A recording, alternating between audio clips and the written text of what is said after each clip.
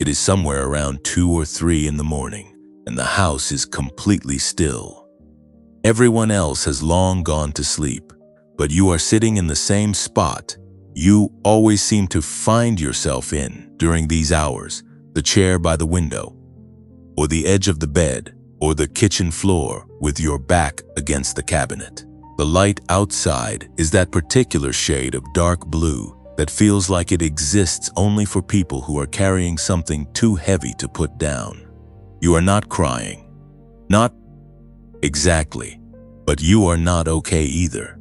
You are doing that thing you have done so many times before, just sitting inside the weight of your own life, running the same quiet questions through your mind that never seem to find a satisfying answer.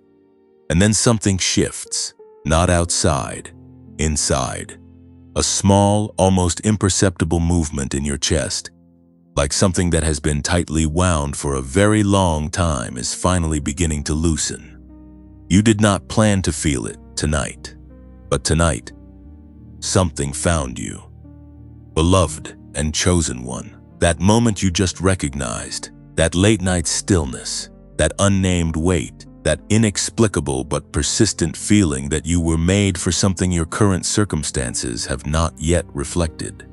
That is not a coincidence. That is a signal.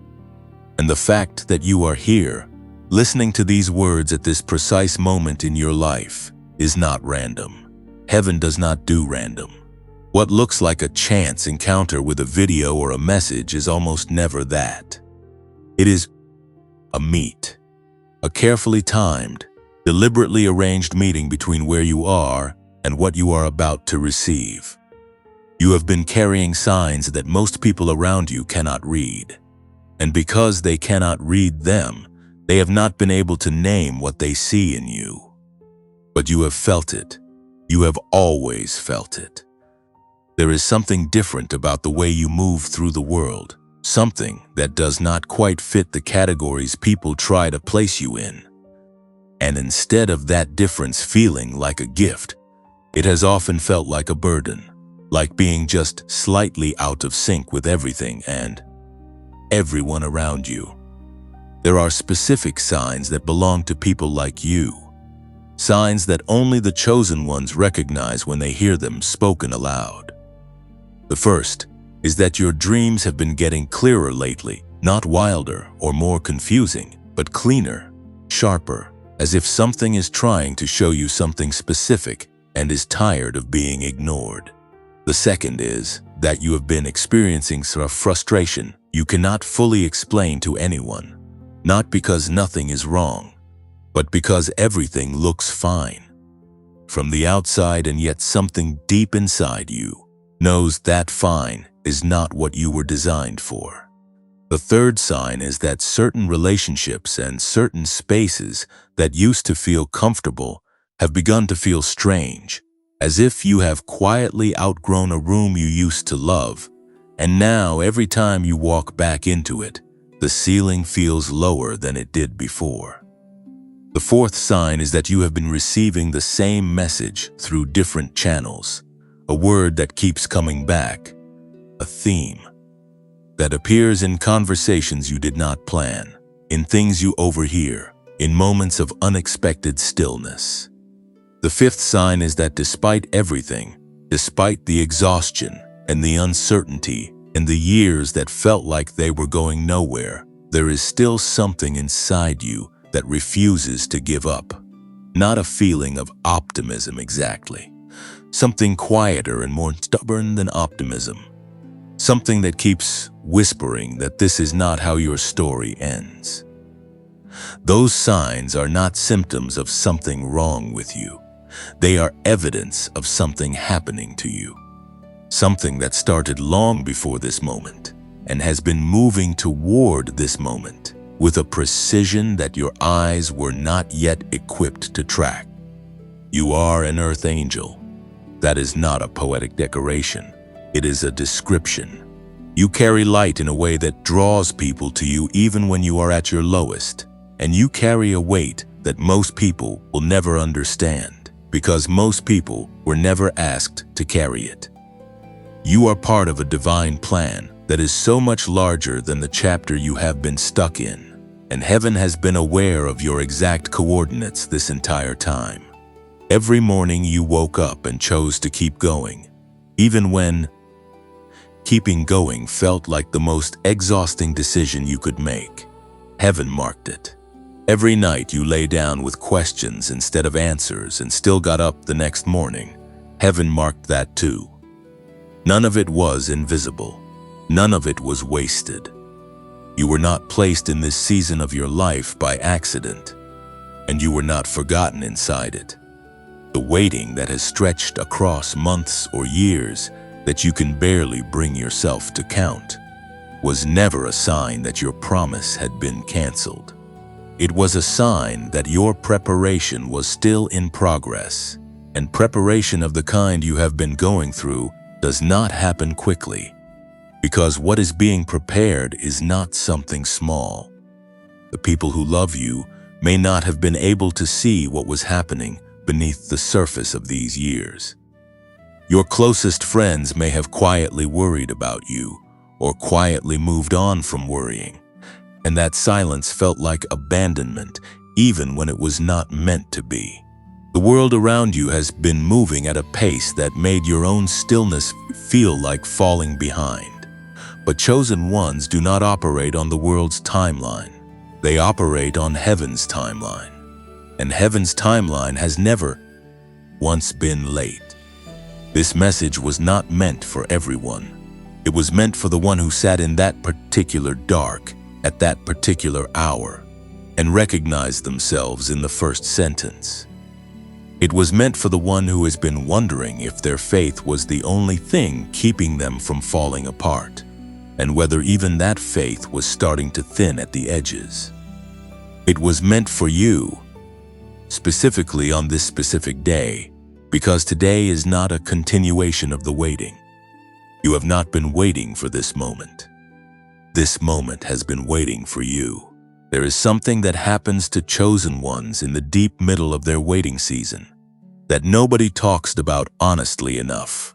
And it is this: you stop being able to explain yourself, not because you have lost your words, but because the words you have do not stretch far enough to cover what you are actually experiencing. You try to describe it to someone you trust, and what comes out sounds smaller than what you feel. You say, "I have just been tired lately," when what you mean is, "I feel like I have been running a race that I signed up for in another lifetime, and I cannot remember why I entered or where the finish line is."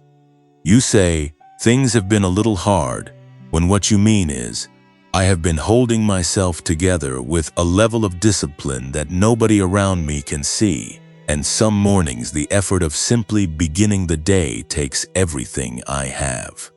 And because the words come out small, the people around you respond to the small version, and you are left alone with the large version.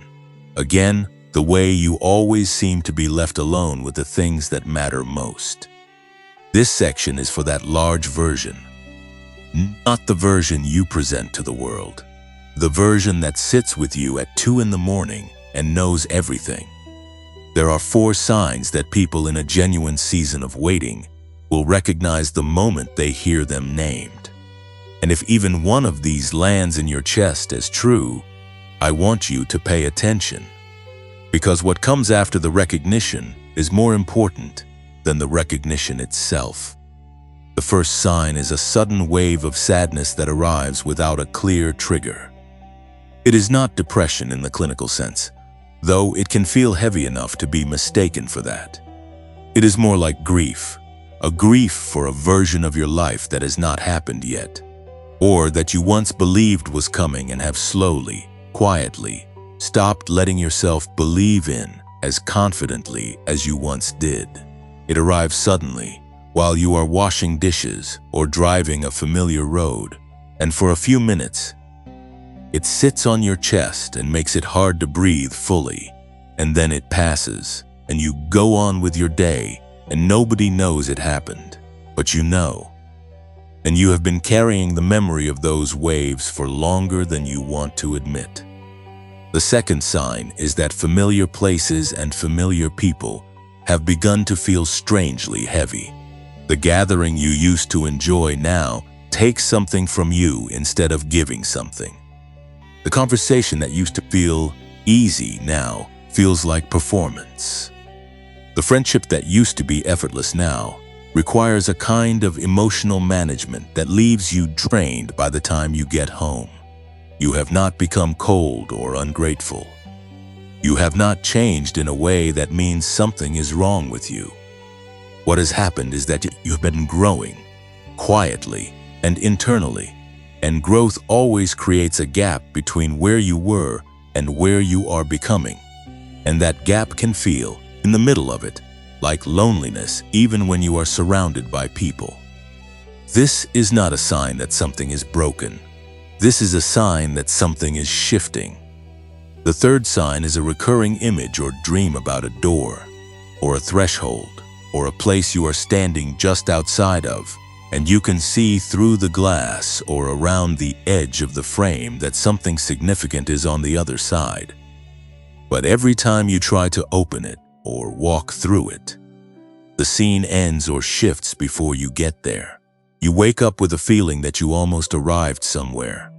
And that almost is one of the most quietly heartbreaking feelings a chosen one can carry, because almost is where so much of your life has felt like it has been lived, almost ready, almost there, almost your time. The fourth sign is that the same message has been appearing in too many places for it to be coincidence. A word someone says in a conversation you were not supposed to overhear. A line in something you were reading that stops you completely. A song that plays at the exact moment you needed to hear those specific words. A video like this one, appearing in your feed on a day when you were running low on the thing it is speaking directly into. This is not the universe being random. This is a coordinated signal. Heaven communicates through repetition when it really needs you to receive something, because it knows how easy it is for a tired person to dismiss a single instance of something as coincidence. So it sends it again and again, until the accumulation becomes undeniable. I want to name the specific pains now, not to dwell in them, but because being named after a long time of being invisible is one of the most healing things a human being can experience. Some of you have not slept properly in months. And it is not because your body does not know how to rest, but because your mind carries a weight that does not clock off at bedtime. Some of you have been lonelier in the past year or two than you have ever been in your life, and the particular cruelty of that loneliness is that it exists even inside relationships, even inside rooms full of people, because the loneliness is not about proximity, it is about being truly known. And you have not felt truly known in a very long time. Some of you have been wronged in ways that were never publicly acknowledged, and that lack of an acknowledgement has done something to your ability to trust, not just other people, but the process itself. Some of you have felt profoundly misunderstood, not occasionally, but consistently, in ways that made you start to wonder whether the problem was actually you. It is not you. It has never been you. Now I want to do something important, and I need you to stay with me for this because it is going to require you to shift a frame that you have been holding for a long time. I want to redefine what this waiting has actually been. You have been reading your waiting as punishment, as evidence that you are not good enough, not ready enough, not favored enough, not whatever enough. You have been comparing your timeline to the timelines of people around you who seem to be receiving things that you have been believing for and praying for and preparing yourself to receive. And that comparison has been quietly feeding a narrative that goes something like this. They got it and I did not, which means something is wrong with me, which means I am being held back for a reason, which means the reason must be something lacking in me. That narrative is one of the most effective lies that can be told to a chosen one, because it uses real feelings and real observations to arrive at a completely false conclusion. The truth is this: there is a difference between being overlooked and being positioned. Overlooked means you were seen and passed over, found insufficient, found wanting. Position means you were placed, deliberately and with great care, exactly where you needed to be in order to receive exactly what is coming. Overlooked is rejection, positioned is preparation, and the two can look identical from the outside, which is why so many chosen ones spend years believing they are experiencing the first when they are actually experiencing the second. You were not overlooked, you were positioned. The years that felt like being left behind were years of being set apart. The relationships that ended, the doors that did not open, the opportunities that went to someone else, none of that was the universe passing you by. It was heaven clearing the space around you so that when what is yours arrives, there is nothing in the way of it and nothing attached to it that does not belong. You are not behind. You are not forgotten. You are not being punished for something you did or did not do. You are a chosen one in a positioning season, and positioning seasons feel like waiting from the inside because from the inside, you cannot see the full picture of what is being arranged on your behalf. But heaven sees it, and heaven has been working inside the silence and the stillness and the long, hard nights in ways that your natural eyes were never going to be able to track. This is the part where I want to ask something of you, not much, just one small act of participation.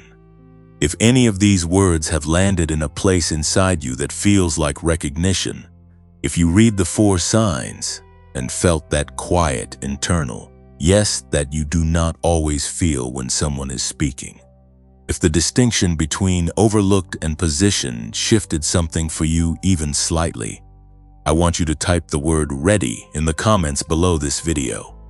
Not because it is a magic word, but because declaration matters. Because saying out loud, or typing out loud, that you are ready for the thing heaven has been preparing you for is an act of alignment. It is you agreeing with what heaven has already decided about you. Type ready if this message has found the right person today. And while you are here, I want to say something about this channel and this work. Every message that goes out through this platform costs something, in time, in prayer, in the effort of finding the right words for the right moment, for the right person. If these words have ever met you at 2 in the morning, when you needed something to hold on to, if they have ever named something you could not name yourself, if they have ever reminded you that you are not forgotten, I want to gently invite you to support this work through the donation link in the description below. You do not have to give much. Even a small gift is a way of saying that this kind of message deserves to keep reaching people who need it. There are chosen ones waking up tomorrow who have not yet heard that they are positioned and not punished.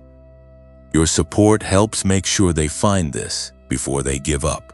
And if you have not yet subscribed to this channel, please do that now. Hit the like button on this video. Share it with one person in your life who you know is sitting inside their own waiting season and needs to hear that they are not alone.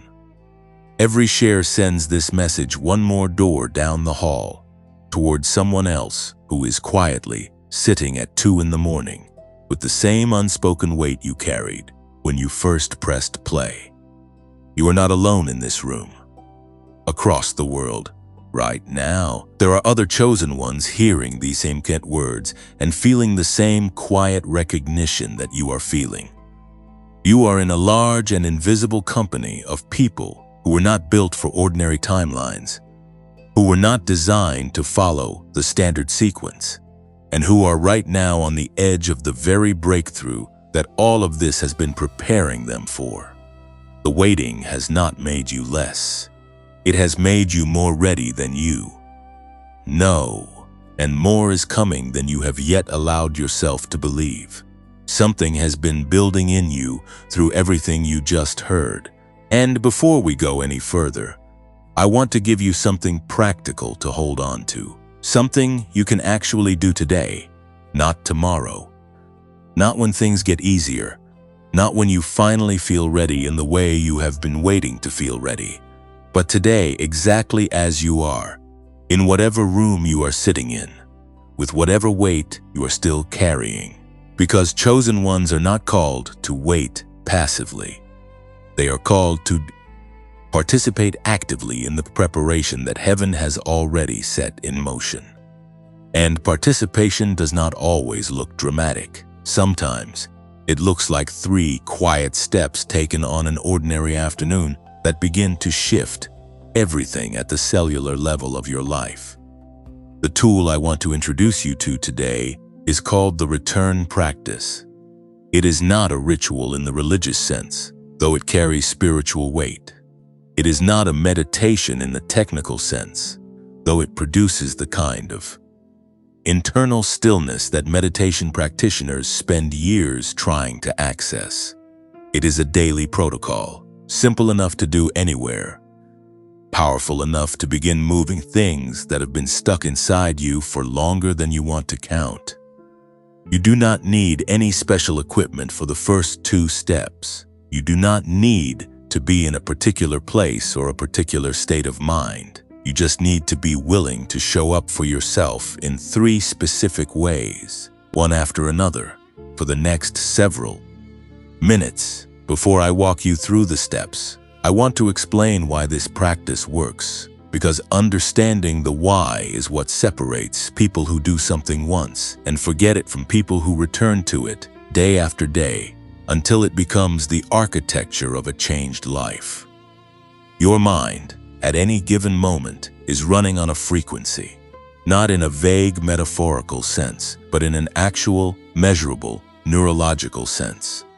The thoughts you repeat most often, the emotional states you visit most frequently, the narratives you tell yourself about who you are and what is possible for you. All of these create patterns of electrical activity in your brain that over time become the default setting of your nervous system. If the default setting has been shaped by years of uncertainty, by seasons of waiting that felt like being forgotten, by repeated experiences of almost but not quite, then the default setting of your brain has very likely been tuned to a frequency of bracing, of managing, of making yourself small enough to survive the disappointment if things do not work out the way you hoped. And a brain running on that frequency, no matter how faithful you are, no matter how hard you work, no matter how genuinely deserving you are of what you are believing for, that brain will continue to interpret incoming information through the filter of that frequency. It will notice the evidence of delay more readily than it notices the evidence of movement. It will be quicker to hear the beat door close than to feel the window open. Not because you are negative or faithless, but because your nervous system has been in survival mode for so long that survival mode has started to feel like home. The return practice is designed to interrupt that pattern, to create a new point of return inside your nervous system, a frequency your brain can come back to each day, one that is tuned not to what has been but to what is already in motion. 3 steps. Let us begin. Step 1 is called the unhappened gratitude. This is not ordinary gratitude, the kind where you list the things you have and feel thankful for them.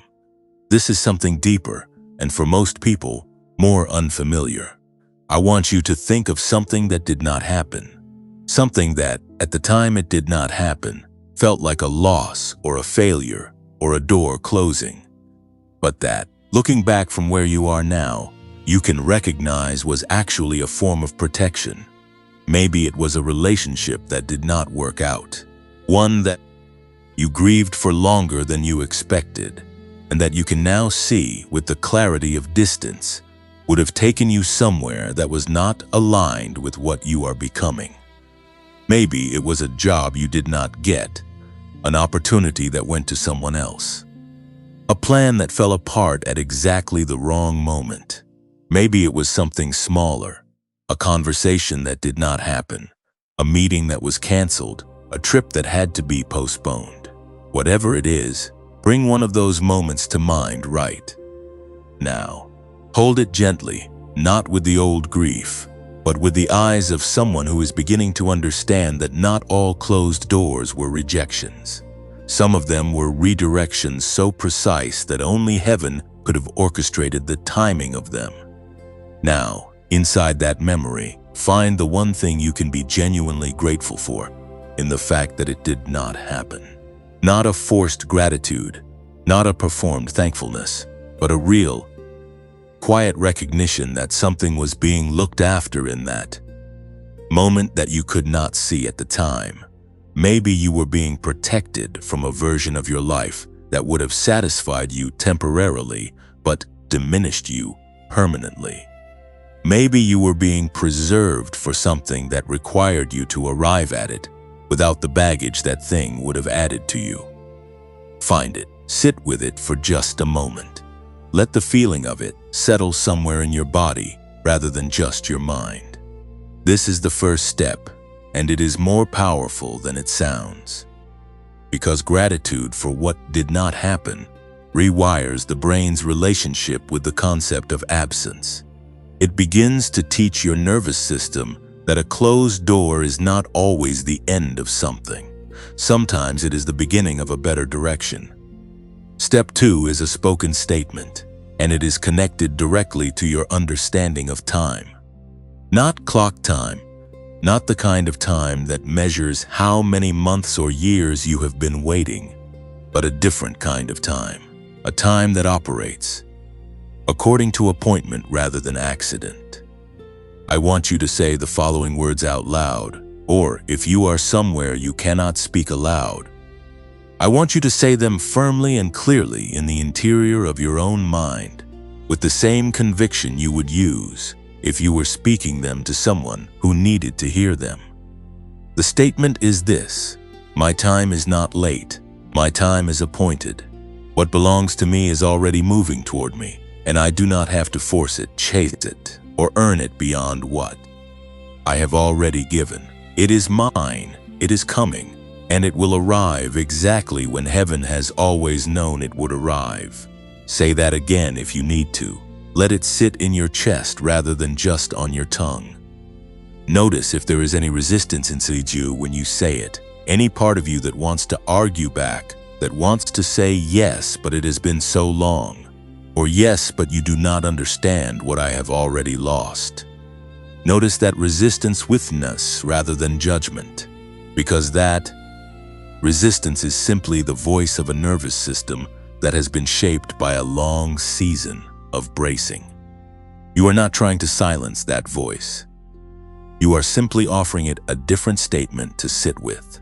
And over time, with repetition, the new statement begins to outweigh the old one. This is not positive thinking in the shallow sense of that phrase. This is neurological repatterning through intentional declaration. It is ancient in its roots, and it is now confirmed by modern neuroscience in ways that would astonish you if you could see the brain scan of someone in the moment of genuine, embodied declaration. Something lights up, something shifts. Something that was braced begins to open. Step 3 is 7 minutes of silence. Not the anxious silence of a waiting room. Not the hollow silence of a house that feels too empty. A chosen and intentional silence in which you give your brain and your body permission to do something that the noise of daily life almost never allows them to do, which is to integrate. To take what you have just experienced in the first 2 steps and let it move down from your mind into your body, from your body into your nervous system, and from your nervous system into the cellular level of your lived experience. 7 minutes. That is all. You can set a timer if it helps, or you can simply sit and breathe, and trust that your body knows how long it needs. During these 7 minutes, you are not trying to think anything particular or feel anything specific. You are not trying to pray in the structured sense, though if prayer rises naturally, let it. You are not trying to visualize your future or rehearse your breakthrough, though if images come, receive them gently.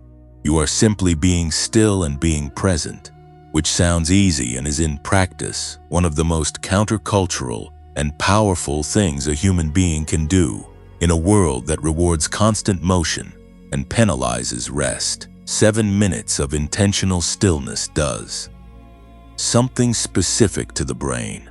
It creates a window, a brief but significant gap in the noise of the nervous system's default activity. And inside that gap, things that have been waiting to surface can surface. Clarity that could not find its way through the noise of your busy life will sometimes arrive in those 7 minutes with a specificity that surprises you. A direction you have been asking for, a release you did not know you needed, a sense of being accompanied in the silence by something larger than the silence itself. There is a reason this practice is built around 7 minutes specifically, and it is not arbitrary. 7 minutes is long enough for your brain to begin transitioning out of its default active mode and into a more receptive state, but short enough to remain accessible even on the hardest and most depleted days. On the days when you can barely function, you can still give yourself 7 minutes. On the days when everything in you wants to keep moving and avoiding and filling the silence with noise, you can still choose 7 minutes. It is a threshold that is low enough to cross on the worst day and significant enough to produce real change when crossed consistently. I want to come back to this 7-minute window in a moment, because there is something specific I want to share with you about what is actually happening during that kind of intentional stillness, and about what researchers have discovered regarding the particular frequency that gets activated in chosen ones who practice this kind of daily return. What they found changes the way you will think about everything you have been experiencing in your waiting season. It reframes the neuroscience of your journey in a way that will make you feel less like someone who has been falling behind, and more like someone who has been quietly, invisibly, preparing for a frequency that most people never access in their entire lives. But first, finish step 3 if you have not already. 7 minutes right now, if you are in a place where you can give yourself that. Close your eyes. Breathe slowly and fully. Let the statements from step 2 settle. Let the gratitude from step 1 move through you. And let the silence do what silence wasn't to do for people like you. It was designed to make room for what is coming. And what is coming, chosen one, is closer than it has ever been before. What the researchers found inside those 7 minutes of silence is something that the scientific community has been quietly discussing for decades, but that has only recently begun to reach the people who need it most. And I want to bring it to you now, not as a detour from everything we have been talking about, but as a confirmation of it. Because what science has discovered about the brains of certain individuals maps almost perfectly onto the experience you have been living inside your waiting season without a name for it. Here is what they found. Chosen ones carry a specific frequency, not metaphorically, not poetically, literally, measurably, in the electrical activity of their brains. Researchers call it gamma. It is the highest frequency range that the human brain produces, operating at above 40 cycles per second, and it is associated with states of peak mental performance, extraordinary creativity, deep compassion, and what neuroscientists describe as binding, the process by which the brain integrates information from multiple regions simultaneously to produce moments of sudden, unified clarity. the moments you call breakthrough, the moments mystics have always called revelation, the moments that ordinary language struggles to contain because they arrive whole rather than in pieces, and wholeness is difficult to translate into the sequential structure of words. Gamma is the frequency of the eureka moment. It is the frequency active in the brain at the precise second that something clicks into place after a long period of not being able to see clearly. And here is the part that will reframe your entire waiting season if you let it land the way it is meant to land. Studies of gamma brainwave activity consistently show that gamma does not arrive without a preceding period of slower, deeper wave activity.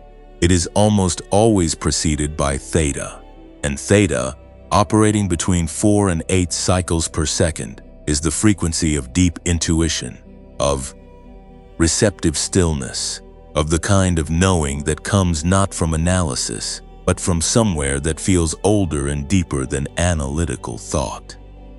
Theta is the frequency of the dream state. It is the frequency most active in the brains of young children, who learn at a rate that adult brains cannot match, because adult brains have largely lost access to the theta window that makes that kind of open, effortless absorption possible. Do you understand what that means for your waiting season? The long, slow, quiet, painful, invisible years of being still when everything in you wanted to move, of being passed over when everything in you knew you were ready, of sitting in the theta of your own life, the deep, slow, seemingly unproductive frequency of someone who appears to be going nowhere. Those years were not empty. They were building the precise neurological and spiritual conditions under which gamma becomes not just possible but inevitable. You do not get gamma without theta. You do not get the breakthrough without the preparation. You do not get the moment of heaven standing publicly with you without the years of heaven working privately in you. The science and the scripture are saying the same thing in different languages. And the language I want to introduce you to now bridges both of them. His name is Dr. James Rivers, and he is a neuroscientist whose work has been shaped by more than 30 years of research into the relationship between brainwave states and human potential. Trained at MIT and with research affiliations that have included work connected to NASA, Dr. Rivers spent the better part of 3 decades asking a question that most of his colleagues considered too simple to be scientifically interesting, which is precisely why so few of them had ever seriously pursued it. The question was this: if the brain is capable of producing gamma states naturally, why do so few adults ever access them? And what would happen if we could reliably recreate the conditions under which gamma becomes accessible on a daily basis, rather than waiting for it to arrive accidentally? What his research eventually led to was a discovery about the relationship between external sound frequencies and internal brainwave states.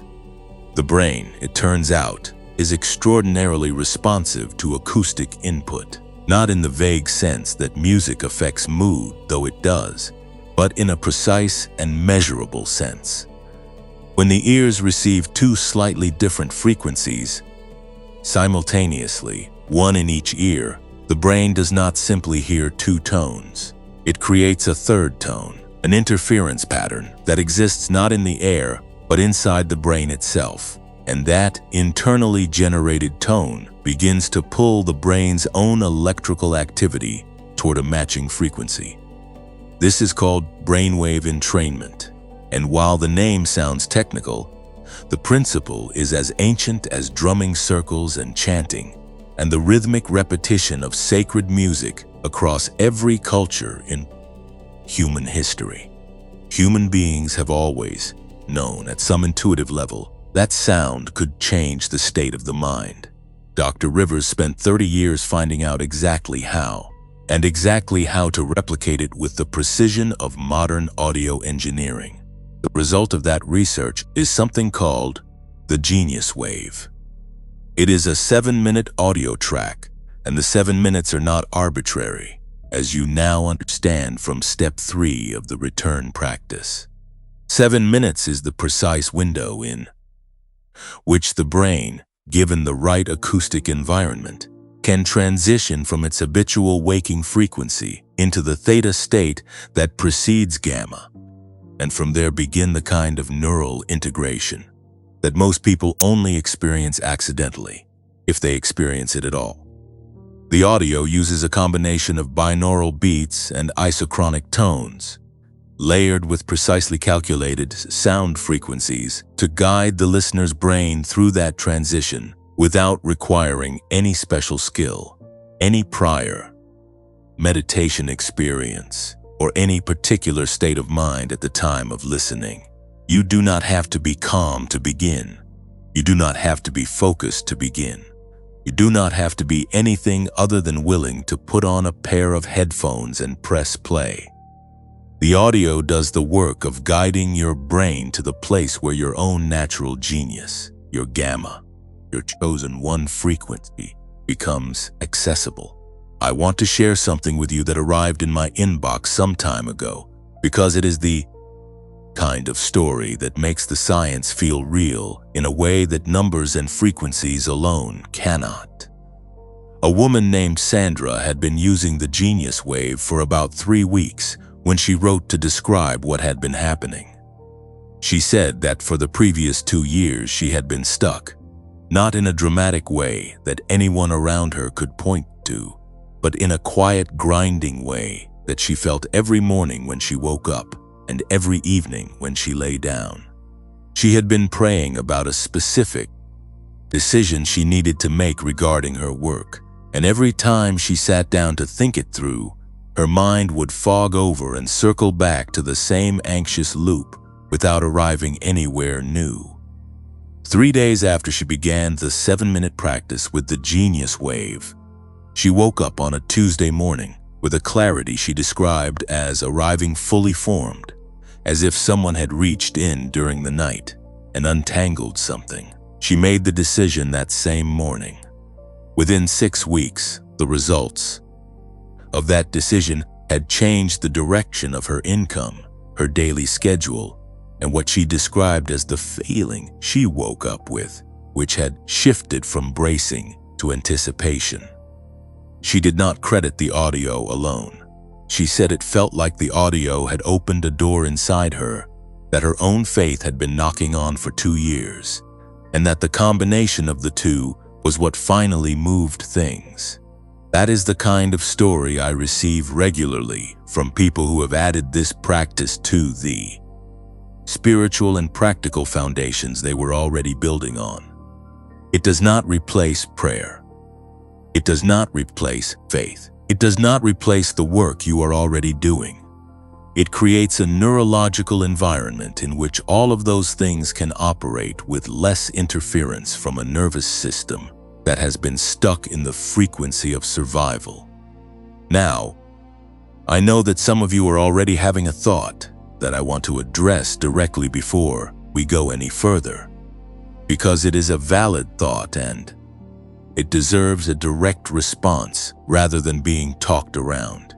Some of you are thinking that $39 is not nothing, and you are right, it is not nothing, especially when you are in a season where resources have felt tight, where you have already invested in things that promised transformation and delivered less than they cost, where trust is something you are rationing carefully because you have spent it before on things that did not return what they took. I hear that. I respect it. That wariness is not cynicism. It is wisdom earned the hard way. And wisdom earned the hard way deserves to be honored rather than bypassed with high-pressure language. So let me just tell you what is true. The Genius Wave normally sells for $49. Through the link in the pinned comment below this video, it is available today for $39.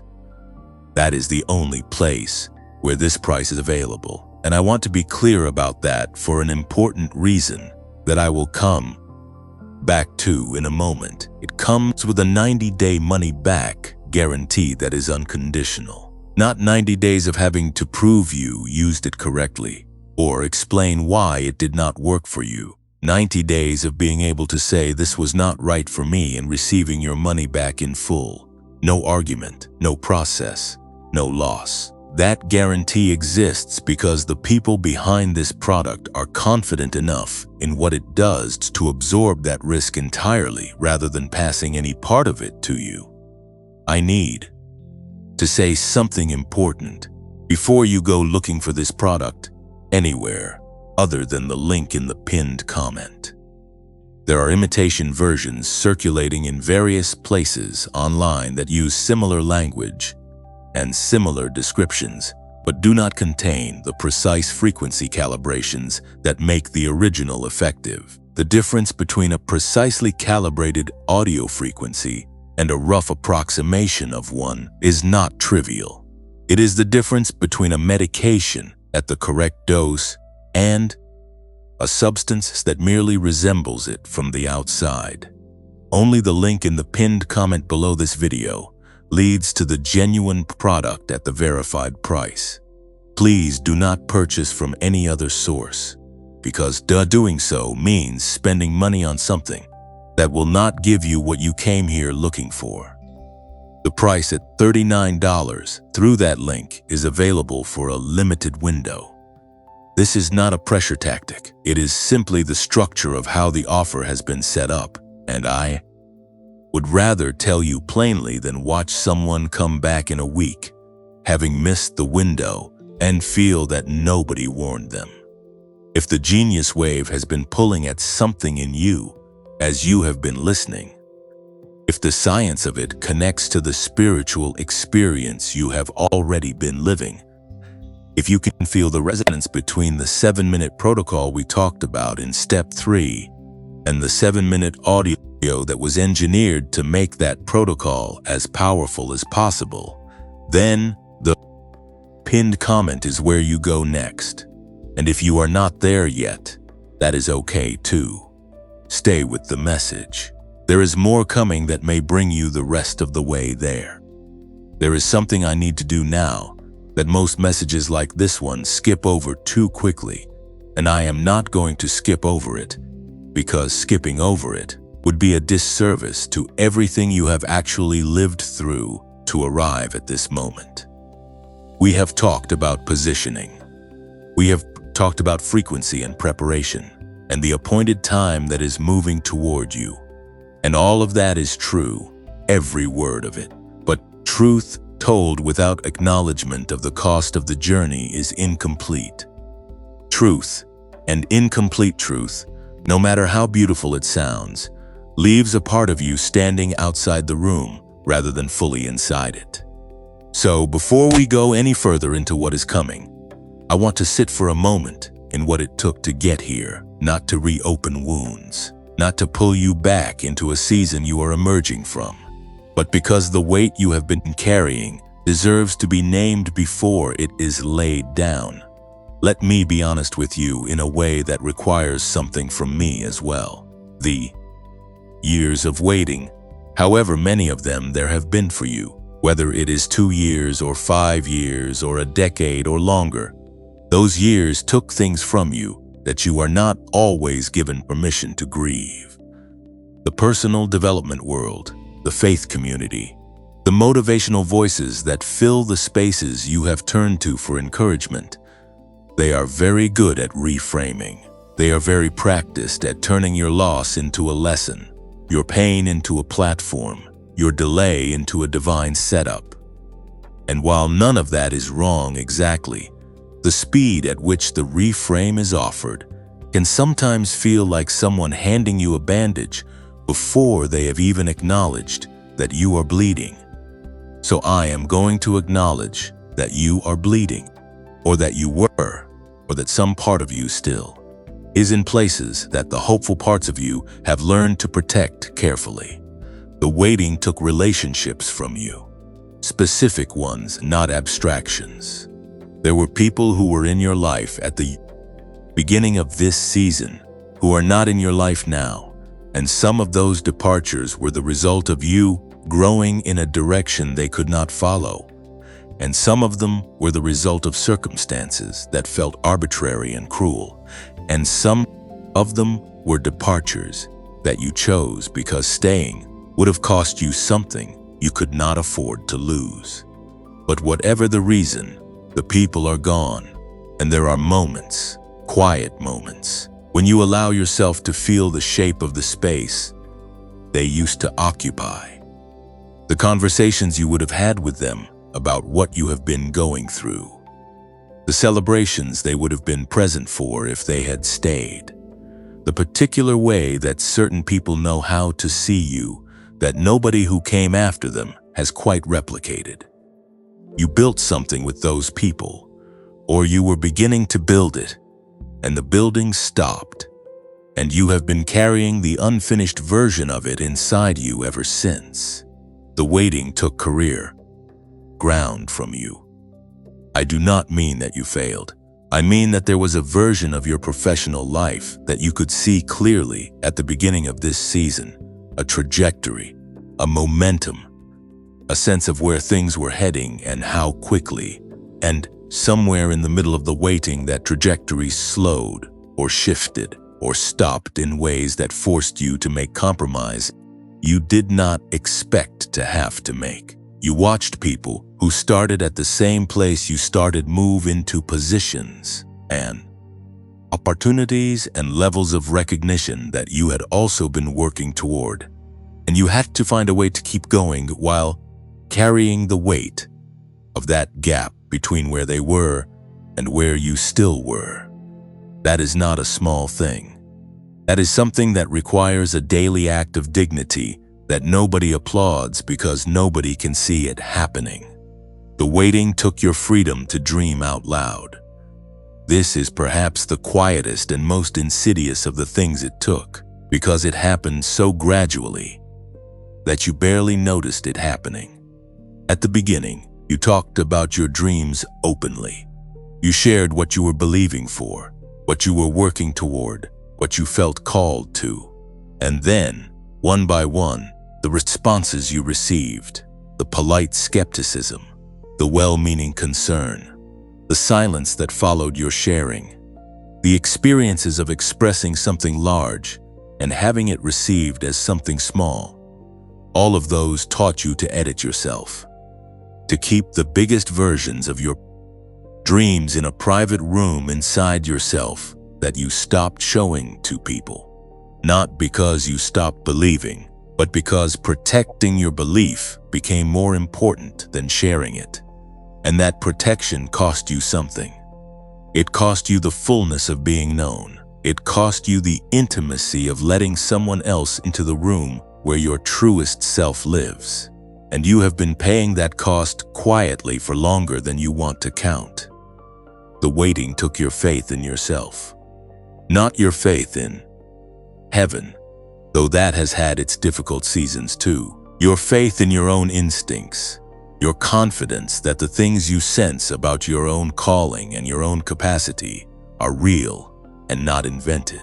Every time you believed something was about to shift, and it did not shift on the timeline you expected, a small piece of that self-trust chipped away, and you have been rebuilding it, carefully, incrementally, with the same stubborn faithfulness that has characterized every other part of your journey. But the rebuilt version is more fragile in certain places than the original was, and you know which places those are, even if you do not say them aloud. I am not moving past any of that too quickly. I am letting it sit here with us for a moment, because it deserves that. You deserve that. The full accounting of what you gave and what was taken and what you chose to keep going anyway.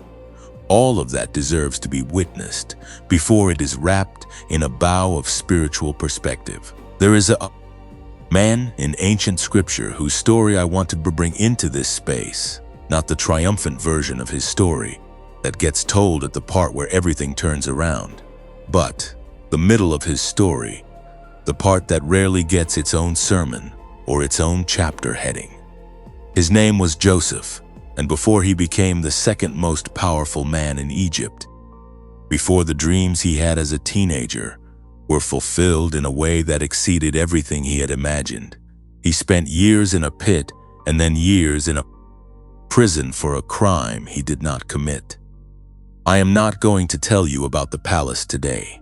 I am going to tell you about the prison.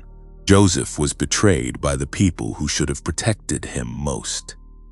His own brothers, the ones who ate at the same table and shared the same bloodline, looked at what was different about him and decided that the difference was a threat rather than a gift. They did not misunderstand him by accident. They saw him clearly enough to know that what he carried was real, and they chose to bury it rather than honor it. And so, Joseph went from a place of being known and favored to a place of being invisible and forgotten, not through any failure of his own, but through the specific kind of wound that only the people closest to you can inflict. The wound of being seen and rejected by the ones who should have been your sanctuary. And then even inside the pit, even inside the prison, even inside the years where every external indicator suggested that the dreams he had been given were nothing more than the wishful thinking of a boy who did not understand how the world actually worked.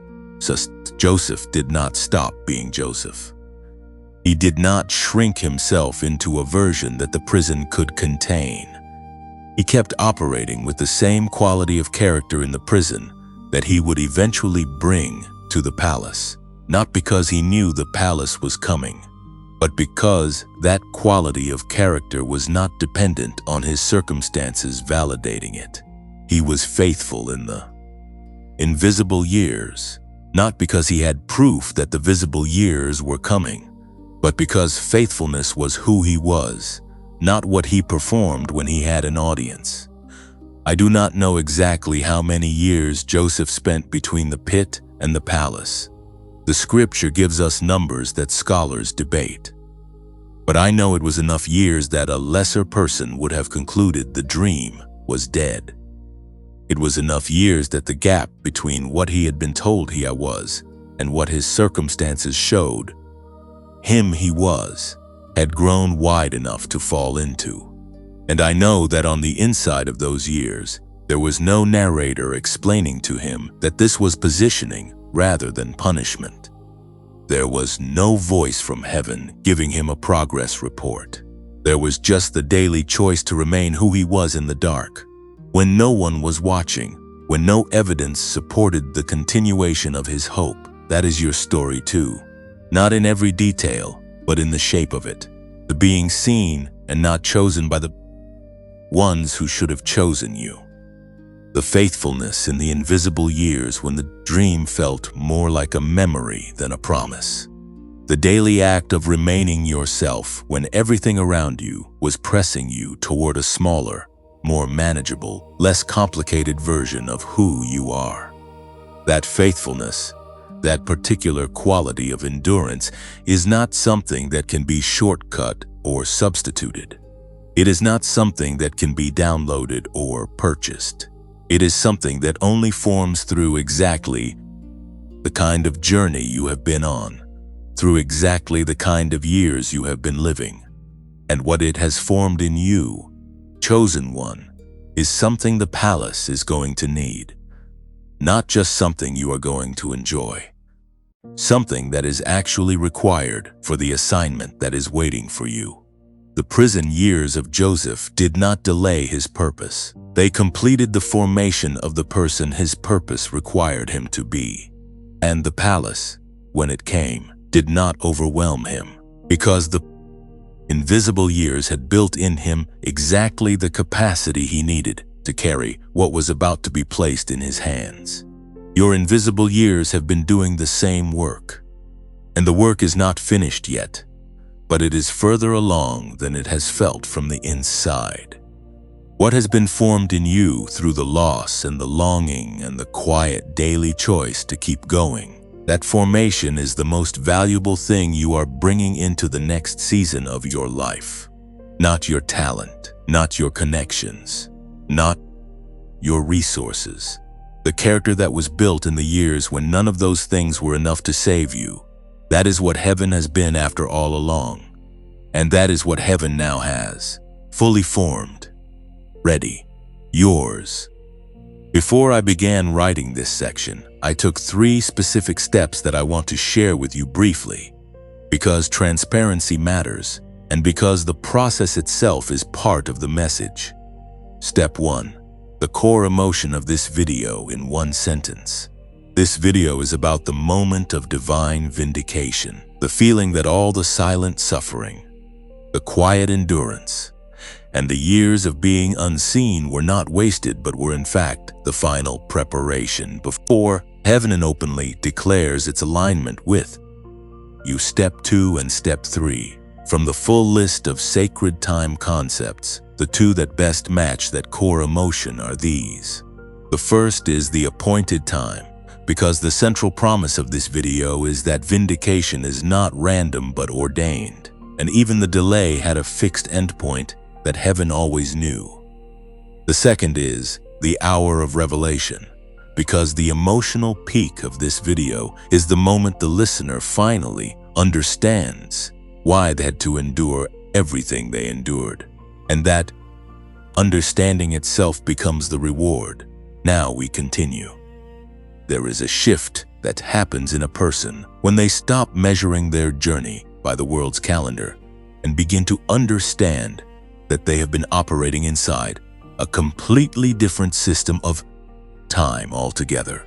Not a better calendar, not a more convenient schedule, a different kind of time entirely.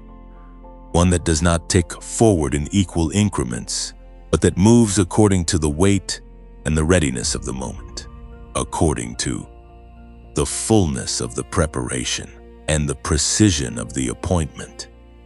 And once you begin to understand this different kind of time, everything about your waiting season begins to look different, not easier necessarily, not less costly, but different in the way that a landscape looks different when the light changes. The same terrain, but suddenly visible in a way it was not before. The ancient Greeks had 2 words for time, and the distinction between them carries more meaning for your life right now than almost anything else I could offer you. The first word was chronos. This is the time you know. It is the time that moves in one direction, that accumulates in days and months and years, that can be measured and divided and lost and wasted. Chronos is the time on your phone, and the time on your wall, and the time that you feel slipping through your fingers when another year ends, and the thing you have been waiting for has still not arrived. Chronos is the time that the enemy of your soul uses against you, because chronos can be weaponized. It can be held up in front of you and used to argue that too much of it has passed, that the window has closed, that the delay has become a verdict. Chronos, in the hands of discouragement, becomes evidence. But the second word was kairos, and kairos is a completely different animal. Kairos does not measure time in quantity. It measures time in quality, in readiness, in the convergence of exactly the right conditions for exactly the right thing to occur. Kairos is the appointed moment, the moment that was always coming, that existed as a fixed point in heaven's awareness, long before you arrived at it in chronos. And that arrives not when enough time has passed, but when enough preparation has been completed. Kairos cannot be rushed by urgency or delayed by fear. It operates according to a different set of laws than the ones governing the calendar on your wall. And here is what I need you to understand about the relationship between the 2. All of your chronos, every single day of it, every month that felt like it was going nowhere, every year that stretched longer than you thought you could bear, all of that chronos has been accumulating inside a kairos that has always been fixed. The appointed moment has always been there. The chronos was simply the road that led to it, and the road was as long as the road needed to be, not as punishment, not as delay, but as distance, because some destinations require a specific amount of road to arrive at them well. You are not late according to Kairos. You cannot be. Kairos does not have a concept of lateness. It only has a concept of readiness and appointment. And both of those are in the hands of something far larger and far wiser than your chronos. Measuring mind has been able to calculate from inside the waiting. This is positioning, chosen one, not a reward for effort, not a prize at the end of a race, but a placement, a divine placement into the exact moment that was always yours. At the exact time that heaven always knew you would be ready to receive it well. The second concept I want to bring to you comes from the Hebrew language, from a word that most English translations render simply as wait, but that in its original form carries a meaning so much richer and so much more active than the passive enduring, fingers crossed kind of waiting that the English word suggests. The word is kava, and kava does not mean to sit still and hope. Kava means to braid. It comes from the image of a rope being twisted and wound, multiple strands being gathered and turned together until what was loose and separate becomes something strong enough to bear a significant weight. When the ancient scripture says, "Those who wait upon the Lord shall renew their strength," the word translated as wait is kava, and what it is actually saying in the original language is something closer to this. Those who braid themselves into the Lord, those who wind themselves around the strength that is larger than their own, those who gather the strands of their trust and their endurance and their faithfulness and twist them together day after day. In the company of something that does not fray or snap, those people will find that their strength is renewed, not despite the waiting, but through it. Think about what that means for the years you have been living.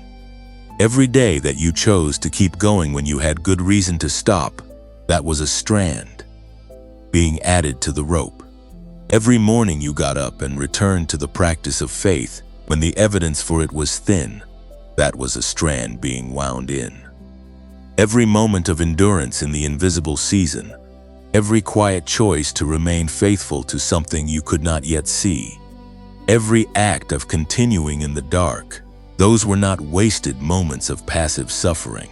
They were the active, physical, cellular work of braiding, of becoming stronger at the places where you bent most, of developing a capacity that only forms under the specific conditions of sustained tension over time. You are not delayed. You are being assembled. The strands of your character, your endurance, your compassion that was deepened by your own pain, your wisdom that was earned rather than borrowed, your faith that survived the kind of testing that removes everything that was not genuinely yours. All of those strands have been gathering and strengthening across these years into something that is now, right now, at a point of coherence and tensile strength that it could not have reached any faster than it took to reach it. Kava cannot be hurried. A rope braided too quickly is a rope that unravels under weight, and what is coming for you is going to require a rope that does not unravel. Heaven has been making sure yours does not. Now I want to name the season you have been in, because naming a thing changes your relationship to it, and your relationship to this season has perhaps been shaped by a name that was never accurate. You may have called it being stuck. You may have called it failing. You may have called it being overlooked, or being punished, or simply being unlucky. But none of those names fit what has actually been happening. The accurate name for what you have been living through is the appointed time in preparation. And the appointed time in preparation has a specific characteristic that distinguishes it from every other kind of hard season. It is the season in which what you are being prepared for is so significant that the preparation cannot be abbreviated without compromising the outcome. The difficulty is not incidental to the preparation. it is the mechanism of it. In the ancient understanding of Kairos, there is a recognition that the appointed moment, when it arrives, carries with it everything that preceded it. It is not a fresh start that erases what came before. It is a fulfillment that includes what came before.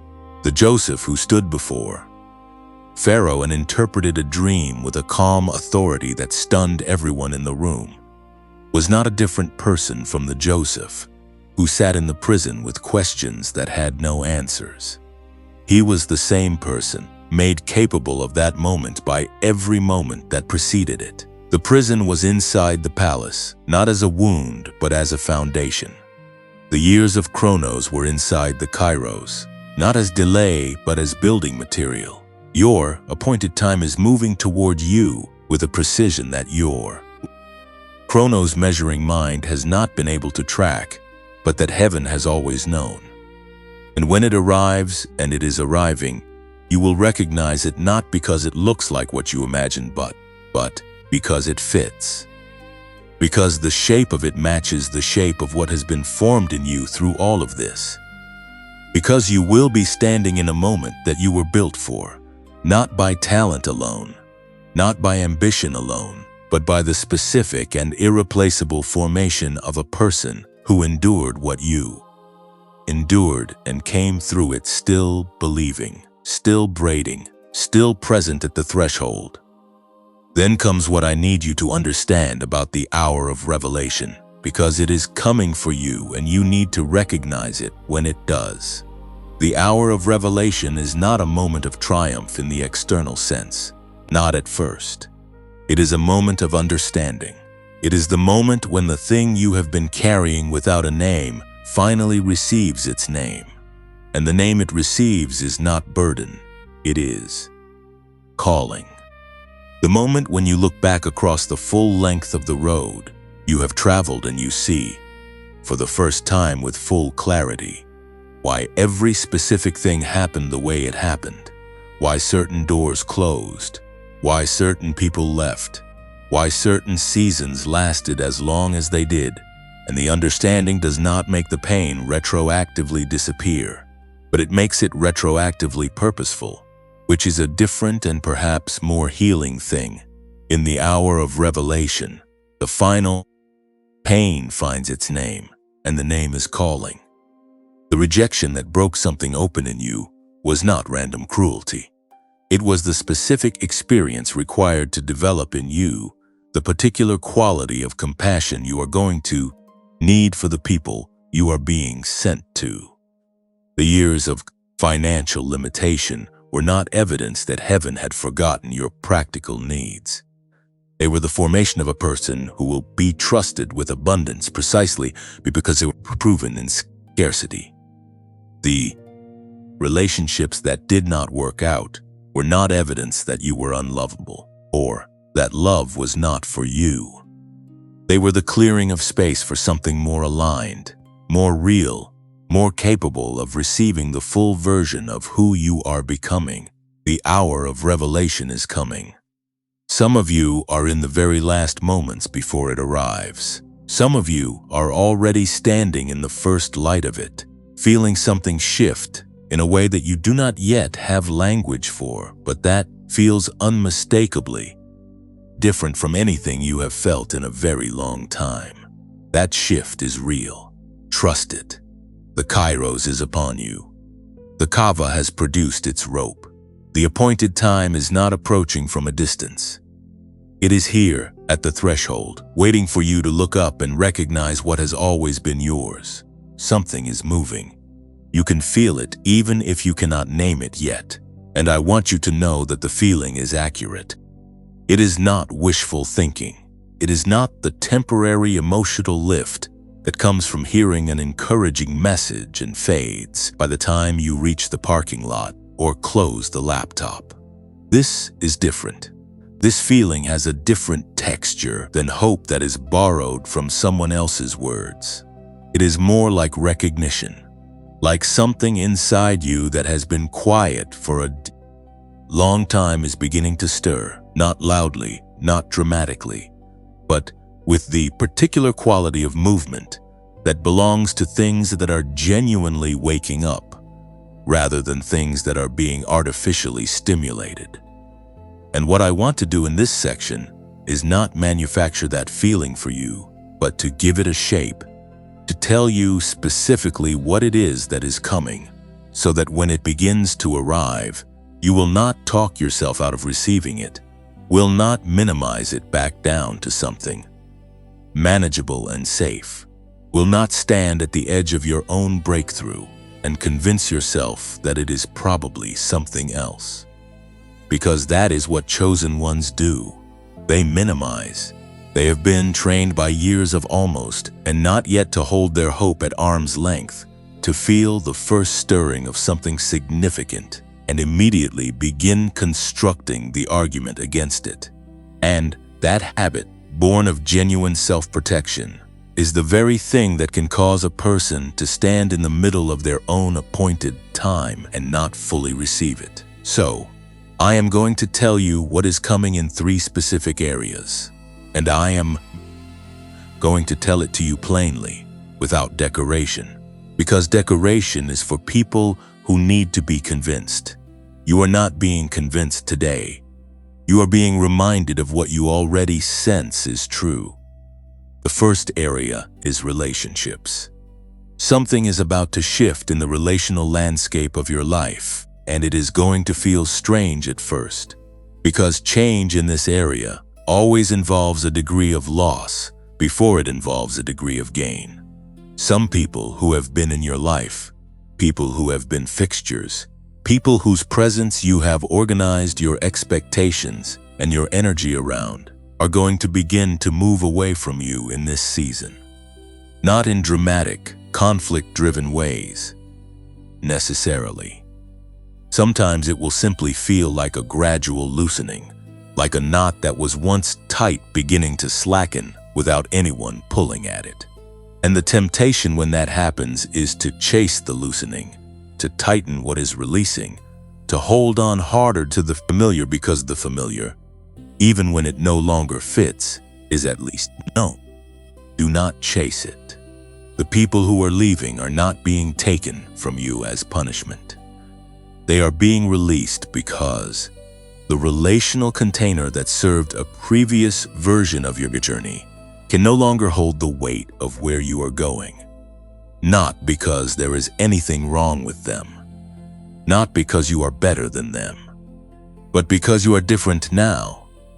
Different in ways that the long preparation season has made you, and different people carry different gravity, and the people who are drawn to your new gravity are not the same as the people who were comfortable with your old weight.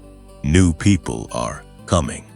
They are already in motion towards you, though you have not yet seen them, and they will recognize you in the way that you have always wanted to be recognized, not the managed, edited, strategic version of you, but the real one, the full one, the one that has been living in that private room for these years of preparation.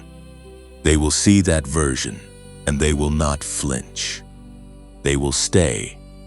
And the quality of those relationships is going to be so different from what you have known that for a while you will keep waiting for the other shoe to drop.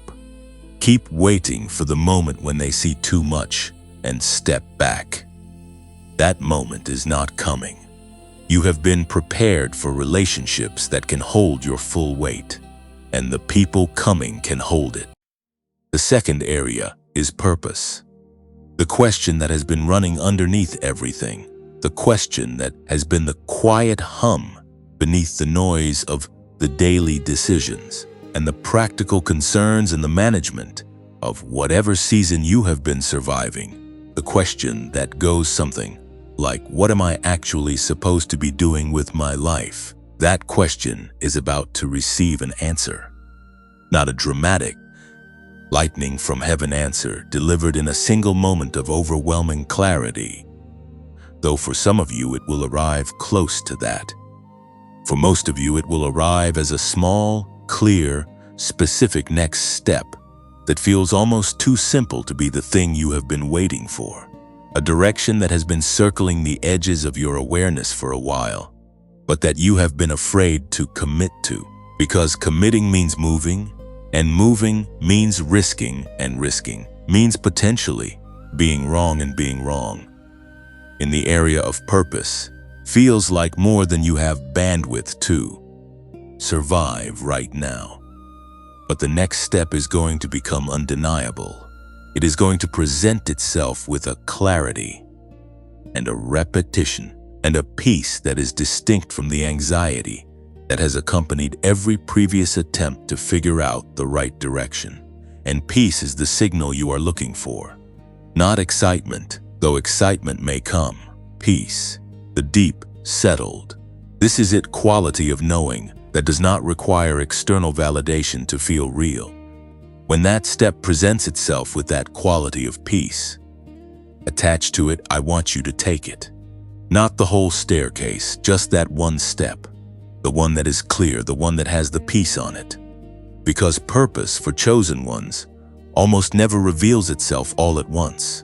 It reveals itself step by step, and the courage to take the first clear step is what earns the revelation of the second.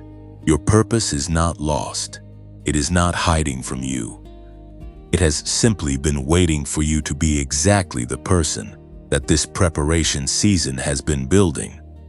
Because that person is the one who can carry it without it becoming an ego project or a performance or a way of earning worth. You carry it now from a different place. From a place of having already survived the thing that would have broken a person who had not been through what you have been through. The third area is resources and opportunity.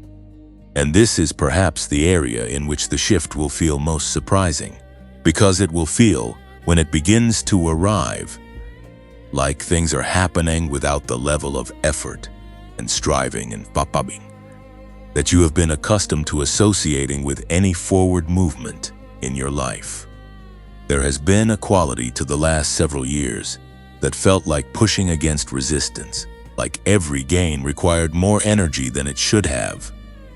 Like the effort-to-weight ratio was perpetually unfair in ways that were exhausting to sustain. That quality is about to change, not because you are going to stop working or stop being faithful or stop bringing your full self to what you are doing, but because you are moving into alignment, into the place where what you are doing matches what you were built for. And when those two things match, the friction decreases. Not disappears entirely, but decreases in a way that is immediately and unmistakably noticeable. Things begin to find you rather than you having to find them. Connections appear at the right moment rather than requiring extensive searching and networking and hoping. Resources that were previously inaccessible begin to present themselves through channels that you did not manufacture and could not have predicted.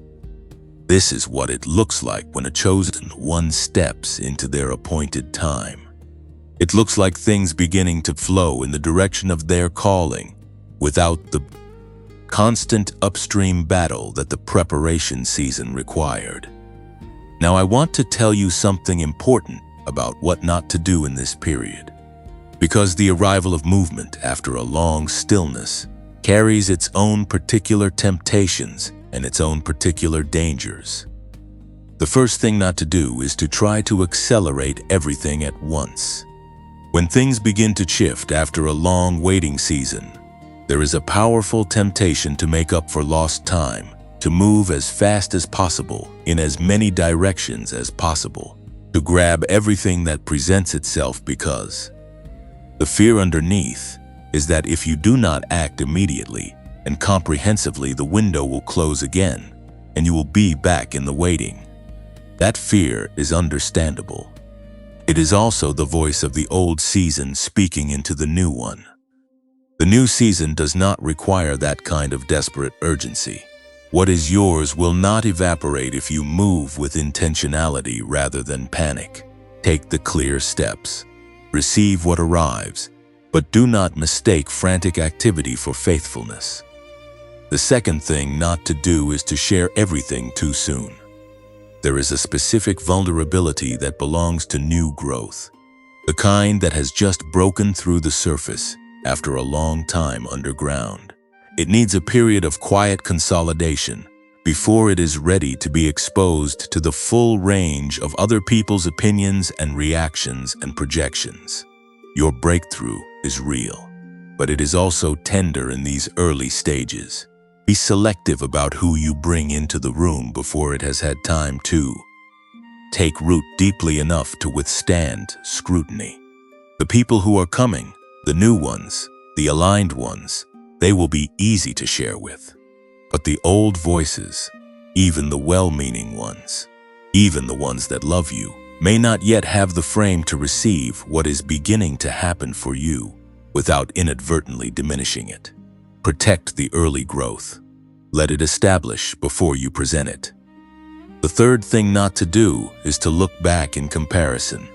When things begin to move, when the gap between where you are and where you have been trying to get begins to close, the temptation is to measure it against the chronos of people who seem to arrive faster or easier or with less cost. That comparison is a thief. It will take the genuine joy of your movement and replace it with a qualified, partial satisfaction that always has an asterisk attached. Your path was your path. The specific formation it produced in you is not comparable to the formation produced by anyone else's path, because no one else walked yours. What you are bringing into this new season is unique, irreplaceable, and fully yours. Do not let the habit of comparison, built by years of measuring yourself against other people's timelines, follow you into the season where you finally get to stop measuring and simply live. Something is moving. It is moving in your relationships and in your purpose and in the resources and opportunities that belong to your calling. It is moving right now, even if the evidence is only barely beginning to surface. Even if the only thing you can point to is this feeling, this particular quality of stirring that is different from the way things have felt for a long time. That feeling is data. It is reliable data. Heaven does not stir a chosen one for no reason.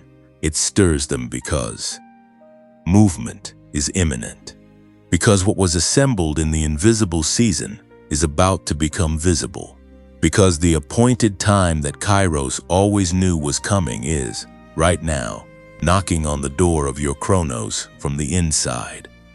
If these words are landing in a place inside you that feels like more than just encouragement, if they are landing in the place where you have been quietly, faithfully, stubbornly holding on to something that most people around you stopped expecting to see, I want you to type the word receive in the comments below this video, not as a performance, as a declaration, as the moment you stop holding your hope at arm's length and let it come all the way in. Type receive if you are ready to stop bracing and start opening. The movement has already begun. The only question now is whether you will meet it with your arms open or your hands held up in the old gesture of self-protection. You have protected yourself long enough. It is safe now to open. What is coming is not going to hurt you. What is coming has your name on it, and it has been waiting with remarkable patience for exactly this moment. The movement you just declared yourself open to does not arrive into a vacuum. It arrives into a person, a specific person with a specific history, a specific formation, a specific set of qualities that were built by everything you have been through, and that now constitute the architecture of who you are as you stand at this threshold. And I want to name that person for you today, because one of the most disorienting things about a long preparation season is that by the time it ends, you have sometimes lost track of who you became inside it. You were so focused on surviving it, so focused on getting through it, so focused on the destination that felt perpetually just out of reach, that you did not stop to notice the person who was being assembled in the process of the journey itself. So, Before we talk about what is coming, I want to talk about who is receiving it. The name I want to give you today is cycle breaker. Not pioneer in the sense of someone who simply goes first, though you are that too. Not overcomer in the sense of someone who simply survived difficulty, though you are certainly that. Cycle breaker is something more specific, more costly, and more significant than either of those names alone. A cycle breaker is someone who looked at the patterns that had been running in their family, in their community, in the systems and relationships they were born into. Patterns of limitation and silence, and smallness and shame, and made a choice, not once but repeatedly, not easily but faithfully, to be the place where those patterns stop, to absorb the momentum of what came before and refuse to pass it forward unchanged, to be the person in the lineage, in the circle, in the story, where something that had been cycling for generations finally meets a force strong enough to interrupt it. That is not a comfortable assignment. Cycle breakers rarely receive applause in the season of the breaking, because the people around them cannot always see what is being interrupted. They only see someone who is doing things differently, choosing differently, refusing certain rooms and certain patterns and certain inherited scripts in ways that can look, from the outside, like difficulty or distance or even ingratitude. The cycle breaker can appear to be the problem when they are actually the solution. They can appear to be the one who is struggling when they are actually the one who is doing the most important work in the room, the invisible work of being the place where the old story ends and a new one begins. That is you. That is who the preparation season has been forming. Not someone who merely survived their circumstances, but someone who transformed them, not just for themselves, but for everyone who comes after them. The people who will come after you, whether they are your children, or the people you mentor, or the community you are sent to, they will live in a different reality because of what you chose to do in the years when no one was watching, and nothing was easy, and every reason to give up was available, and you chose not to take it. That is the definition of a cycle breaker, and that is who is standing at this threshold today. I want to walk you through something now. A small journey of the imagination that is not escapism, but is instead a way of helping your nervous system catch up to what your spirit already knows. I want you to do this with me if you are in a place where you can be still for a few minutes. If you are driving or in a situation that requires your full attention, save this for later and return to it, because it deserves your full presence.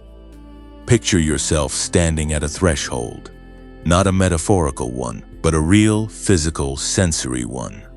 See it clearly. It is a doorway, wide enough that you do not have to turn sideways to pass through it.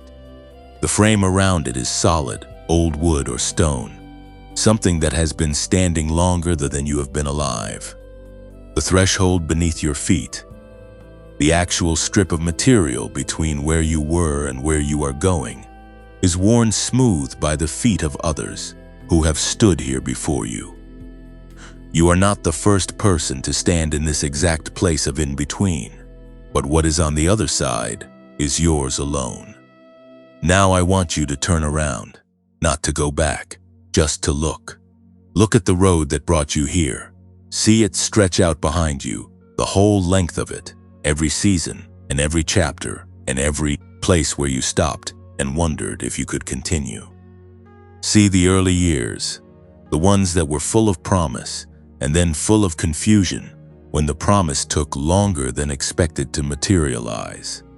See the middle years, the ones that cost the most, the relationships and the opportunities and the versions of yourself that you had to leave behind in order to keep moving forward. See the nights that were the hardest, the 3 a.m. moments that you survived without knowing how you were going to survive them. See all of it, not with the old pain, not with the grip of someone reliving trauma, but with the eyes of someone who is seeing it for the first time from a distance, from the perspective of someone who made it. Because you made it, you are standing at the threshold. The road behind you is the proof. Every step of it, every stumble and every getting back up, every season that seemed to have no end and every morning that arrived anyway, all of that road is behind you and you are here. Not here, almost here. Standing on the actual threshold of what the road was always building toward. Now look forward. Do not try to see every detail of what is on the other side, because not all of it is meant to be visible from this angle, and trying to see everything before you step through is another form of the old habit of needing certainty before moving. Just look at the quality of the light on the other side. Notice that it is different from the light behind you. Not brighter in a blinding way, clearer. The kind of clarity that comes when the fog that you have been walking through for so long finally begins to thin, and what has always been there becomes visible. That clarity is real. That clarity is yours. And it is waiting for you to step into it, not to earn it, not to qualify for it, but simply to receive it. Now look down at the threshold itself, at the exact place where you are standing, the line between what was and what is. And I want you to notice something. You are not approaching this threshold. You are not still walking toward it.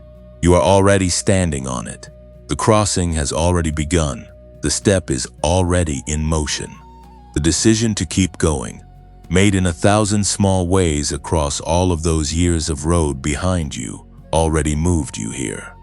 You did not have to make one dramatic, final, decisive leap. You made 10,000 small, faithful steps, and those steps carried you to exactly this place. The threshold is beneath your feet right now. You are already inside the beginning of what is next.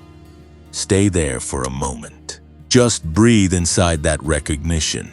Let your body receive what your spirit has been trying to tell it. You are here. You made it to the threshold. And the light on the other side is real, and it is waiting, and it belongs to you. Now I want to speak something over you before we continue. And I want you to receive it, not as words from a screen, but as something spoken directly into the specific coordinates of your life, into the specific room you are sitting in, into the specific weight you carried to get here. You are blessed in the going forward. Blessed not in the shallow sense of the word, but in the ancient sense, the sense that means you carry divine favor as a companion into everything that comes next, that the hand that formed you through the preparation season does not release you at the threshold, but walks with you through it. You are blessed in your relationships, the ones that are ending and the ones that are coming, because both are part of the same act of alignment that heaven is performing on your behalf. You are blessed in your purpose, in the small, clear step that is about to become undeniable, and in every step that follows it, each one revealing itself in the right sequence at the right moment. You are blessed in your provision, in the resources and opportunities that are already in motion through channels you have not yet seen and could not have predicted. You are blessed in your body, which carried you through years of tension and exhaustion and still brought you here intact. You are blessed in your mind, which kept reaching for clarity, even when clarity was the hardest thing to find. You are blessed in your spirit, which refused to release the thing it was holding even on the days when releasing it would have felt like relief. That refusal was not stubbornness, it was faithfulness. And faithfulness is being honored right now, in this moment. This threshold space, in this message that found you on this specific day, because heaven knew you needed to hear it before you took the next step. You are not alone at this threshold. You are accompanied. You are seen. You are known in the full sense of that word, Not the managed version you present, but the real one, the complete one. The one that has been living in the private room for all of these years. That version is seen, and that version is loved, and that version is exactly who is needed for what comes next. Walk forward, cycle breaker. The light on the other side has been waiting for the specific quality that only you carry. And the world that is waiting on the other side of your threshold has needed what you are bringing to it for longer than you have been walking the road that brought you here. The preparation is complete. The person is formed. The threshold is beneath your feet. And heaven, which has been working in the silence and the stillness and the long invisible years with more precision and more care than you have ever been able to fully see, heaven is standing with you now, openly, publicly, completely. This is the moment you were formed for. Step into it without apology, without minimizing, without the old habit of making yourself smaller than you are. Step into it as the full-formed, faithful, irreplaceable cycle breaker that these years have made you. The world needs exactly what you are, and it has needed it for long enough. You are still standing at that threshold, and I want you to stay in that quality of awareness as we move into this section, because what I am about to share with you is not theoretical. It is not aspirational in the vague, someday sense of that word. It is practical. It is immediate. It is the answer to the question that has been running underneath everything, the question that sounds simple but carries the weight of every year of waiting inside it, which is, what do I actually do now? Not eventually. Not when things stabilize or when I feel more ready or when the circumstances shift enough that moving feels less risky. Now, today, in the room I am sitting in with the life I currently have, with the resources currently available to me, with the energy that remains after years of carrying what I have been carrying. What do I do right now? I want to give you something real to hold on to, not a list of aspirational habits that require a version of your life you do not yet have access to, but concrete, immediate, actionable movements that you can begin today, and that, done consistently over the next several weeks, will begin to create visible, tangible shifts in the three areas we identified in the previous section: relationships, purpose, resources, and opportunity. These are not three separate tracks that operate independently of each other. They are three dimensions of a single transformation, and movement in one area almost always generates movement in the others, which means that you do not have to get everything right simultaneously. You just have to begin somewhere, anywhere, because beginning is what breaks the static energy that has been holding things in place. But before I walk you through the practical movements in each area, I want to say something about your current capacity, because this matters, and it is often left out of the conversation about what chosen ones should be doing at the threshold of their breakthrough. You are tired, not the kind of tired that a good night's sleep resolves, the kind of tired that comes from years of operating at a level of internal effort that was not sustainable, but that you sustained anyway, because the alternative was stopping, and stopping was not something you were willing to do. That tiredness is real, and it is in your body, and it deserves to be factored into everything that follows. The practical steps I am giving you are designed for a person who is tired, not for a person who has just returned from a restful sabbatical with full energy reserves and a clear calendar. They are designed to be possible on the hardest day of your week, not just the best one. Small, consistent, sustainable. Those are the qualities that matter right now, not grand and sweeping and dramatic. The first area is relationships, and the practical action here begins not with finding new people, but with one specific act of honest communication with yourself about the relational landscape you are currently living in. I want you to take a piece of paper or open a blank note on your phone and write down the names of the 5 people you spend the most time with or the most emotional energy on. Not the people you wish were in that list, the people who actually are. And beside each name, I want you to ask yourself one honest question, which is this: does my time and energy with this person move me toward or away from who I am becoming? Not who I was, who I am becoming. Because the person you are becoming is the cycle breaker who just stood at the threshold and looked forward at the light. And some of the relationships that serve the person you were in the preparation season may not be designed to serve the person you are stepping into. This is not a judgment of those people. It is simply an honest inventory of relational alignment. You do not need to end any relationship today based on this inventory. What you do need to do is begin to be intentional about where your relational energy goes, because energy is finite, and in this whole season, it needs to be directed toward the relationships that can hold and support what is emerging in you. The relationships that feel heavy, that require you to manage yourself or diminish yourself, or perform a version of yourself that no longer fits. Those relationships do not need to be dramatically severed.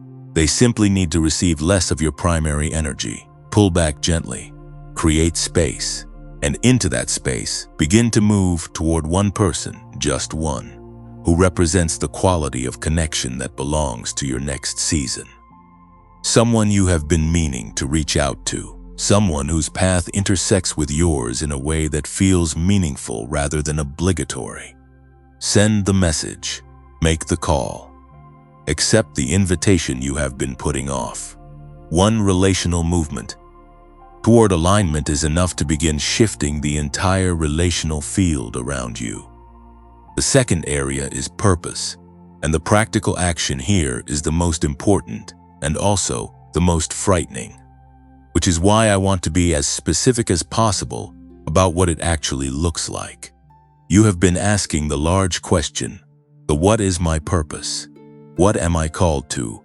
What should I be doing with my life question? And that large question has been producing either silence or an overwhelming flood of possibilities, neither of which has been actionable. So I want you to stop asking the large question for today and ask a different, smaller, more immediately answerable one. The question is this: what is the one thing that I keep coming back to, that I keep being drawn toward, that I keep finding myself doing or thinking about or being asked about by others, that I have been minimizing or dismissing or telling myself is not practical or not significant enough to be the actual answer? Because for most chosen ones, the purpose has been visible for a long time. It has been circling. It has been presenting itself in small ways that the fear of commitment, the fear of getting it wrong, the fear of investing something that might not work out has been causing you to look past. The purpose is rarely a mystery. It is usually a familiar thing that has been asking for a level of commitment that felt too risky to give it during the preparation season. The preparation season is ending. The risk has already been absorbed by the years of formation you have been through. You are now the person who can make that commitment without it destroying you if it is hard, because you already know how to survive hard. Commit to the one clear thing. Not forever, not in a way that requires you to have all the answers. Just the next step. Write it down, say it out loud, tell one safe person, make the commitment real by giving it a form outside of your own internal experience. The practical action here might be signing up for the thing you have been researching for months without acting on. It might be sending the email you have drafted and deleted 4 times. It might be setting aside a specific time each day, even 15 minutes, to give your full attention to the thing that keeps returning to you, treating it like it matters rather than like it is a hobby or a fantasy or something for later. Later is now. The appointed time does not come with unlimited extensions. This is the step, take it. The third area is resources and opportunity, and the practical action here requires a shift in internal posture before it requires any external action.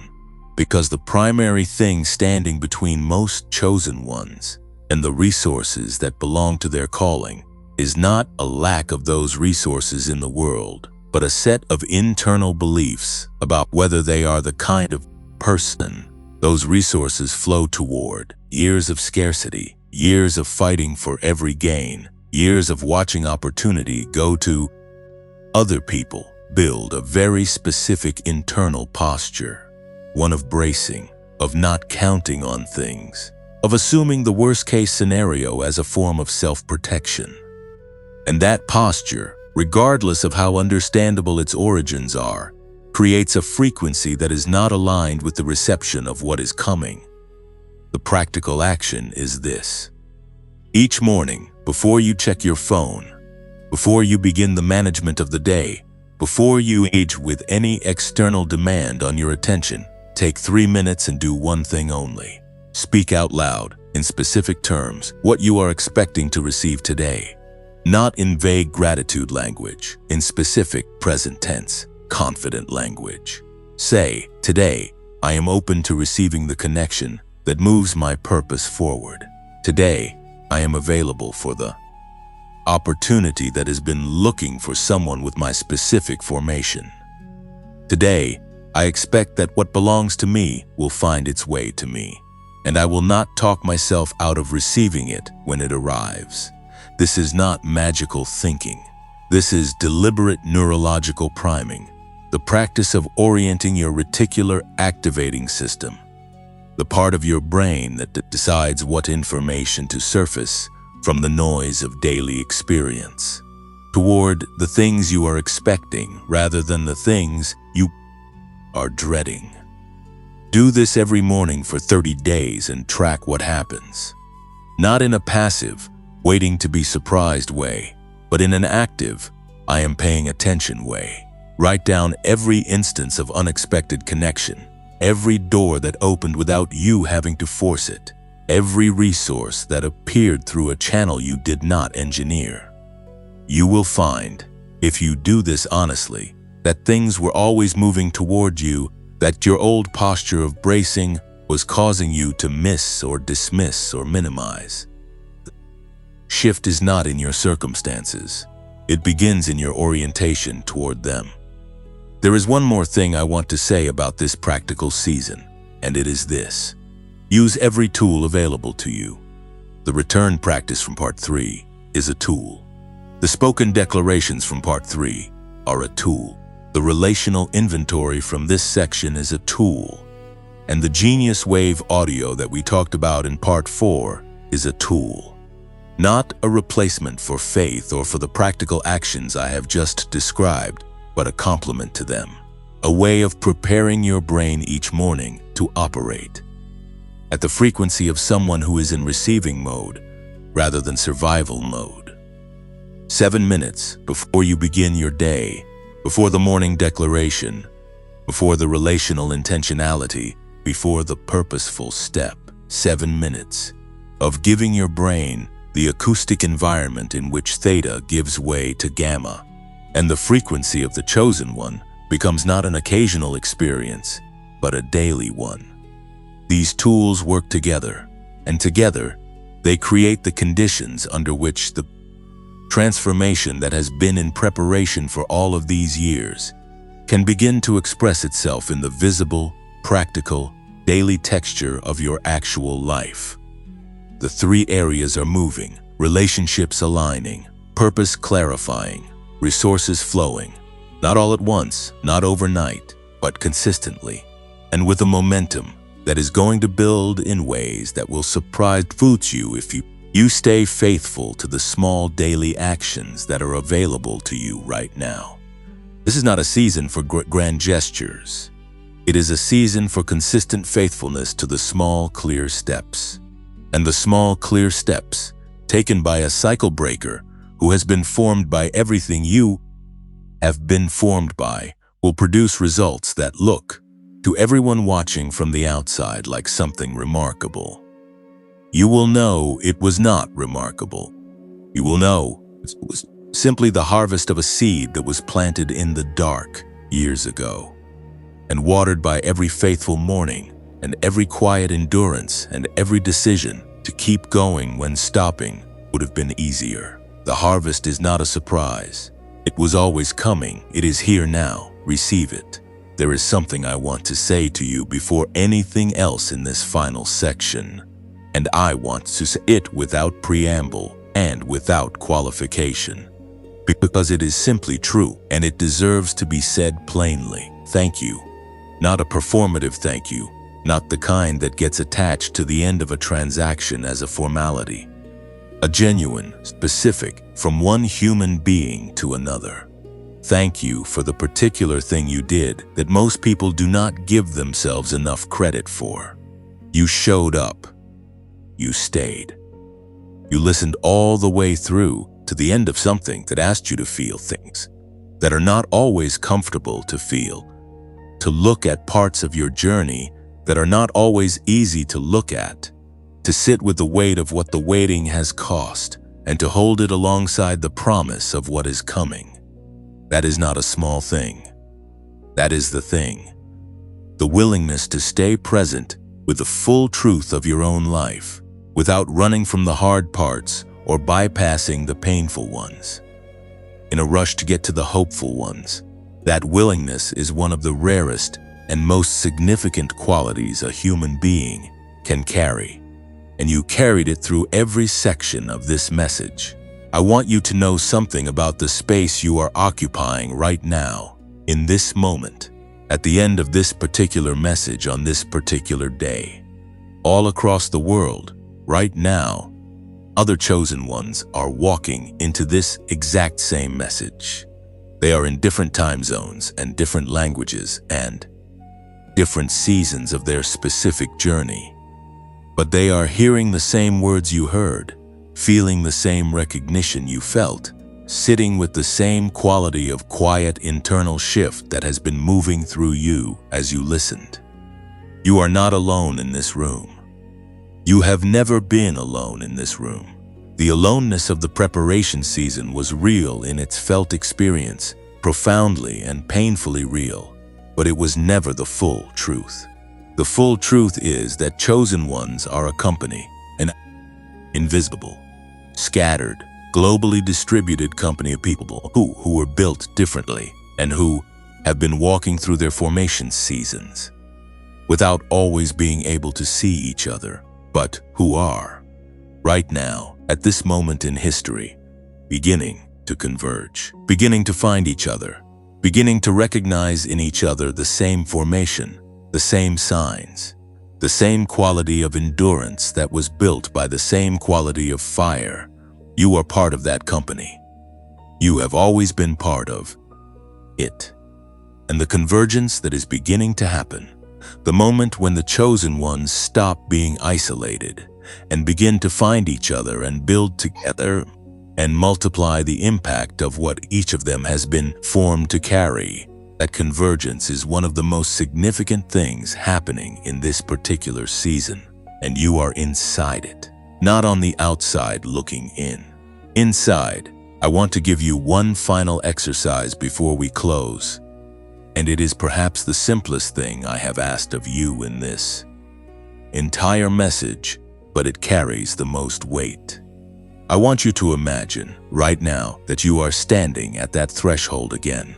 The one from the visualization in part 8, the doorway with the solid frame and the worn smooth threshold and the clear light on the other side. You are standing there exactly as you were before, but something is different this time. This time, you are holding something. Not in your arms, not in a way that requires physical strength, but the way you hold things that live inside you. You are holding the full weight of everything you brought into this message today. The accumulated heaviness of the waiting years, the grief for the relationships and the career ground, and the freedom to dream out loud, and the faith in yourself that the long season took from you. The exhaustion that lives in your body from years of effort that cost more than it should have, the specific wounds that were inflicted by specific people, in specific moments that you have been carrying without always acknowledging how much they weigh. The fear that has been your constant companion, the fear that this time might not be different, that hope might once again be the setup for a disappointment too large to recover from. You are holding all of it, and I want you to do something with it that the preparation season rarely gave you permission to do. I want you to set it down, right there at the threshold. Not throw it away, not pretend it did not happen, not bypass the reality of what it cost. Simply set it down. Place it gently on the ground at the threshold, like someone who has been traveling a very long road, and who, upon arriving at the destination, recognizes that the pack they needed for the journey does not need to come with them into the arrival. The journey pack served its purpose. It carried what you needed while you were walking. But where you are going, the things you need are not in that pack. They are in you. They were built into you by the journey itself. The pack can stay at the threshold. You do not have to carry it into the next season. Breathe. Feel the difference in your body between the weight you were holding a moment ago and the freedom of having set it down. That difference is real. That freedom is available to you, not just in imagination, but in the actual lived experience of your daily life. As you practice the return protocol, as you use the tools available to you, as you take the small, faithful daily steps that we talked about in Part 9, the heaviness is not permanent. The threshold is real, and what is on the other side does not require you to bring the full weight of what brought you here. Now I want to ask something of you, and I want to ask it in the spirit in which it is intended, which is not transactional, but communal. If this message met you somewhere today, if it found you in a real place and named something real and shifted something that needed to be shifted, I want to ask you to do a few things that will extend what happened here beyond you and into the lives of people who need it as much as you did when you pressed play. The first is to like this video. Not as a favor to an algorithm, though the algorithm is real and it matters, but as an act of saying this was worth my time and my attention, and I want it to reach more people. The second is to share it. Specifically, I want to ask you to think of one person, just one, who you know is sitting in their own version of the preparation season right now. Someone who is carrying the weight of a waiting that has gone on long enough that they are beginning to lose their grip on the belief that it has a purpose. Send this video to that person today, not with a long explanation. Just send it. Let the message do what it was designed to do. The third is to subscribe to this channel if you have not already, because there are more messages coming, and the people who need them are already looking for them, and your subscription helps make sure those messages can be found. And the fourth, and I want to say this gently and honestly, is to consider supporting this work through the donation link in the description below. Not for me, not as a transaction, so that this message can reach another chosen one who is waking into their Monday without anyone to name it for them, so that the person who is at the very edge of giving up on the thing they were built for can find this before they let it go. Every person who supports this work makes it possible for the message to travel further than it would otherwise go, into more inboxes and more feeds and more 2 in the morning moments of someone sitting in the dark who needs to know they are not forgotten. If these words have been worth something to you today, then their extension into someone else's life is a gift worth giving. Whatever you can give, even something small, it matters in ways that are larger than the amount. And before I let you go, I want to mention one more time without pressure and without urgency, that the genius wave is in the pinned comment below this video.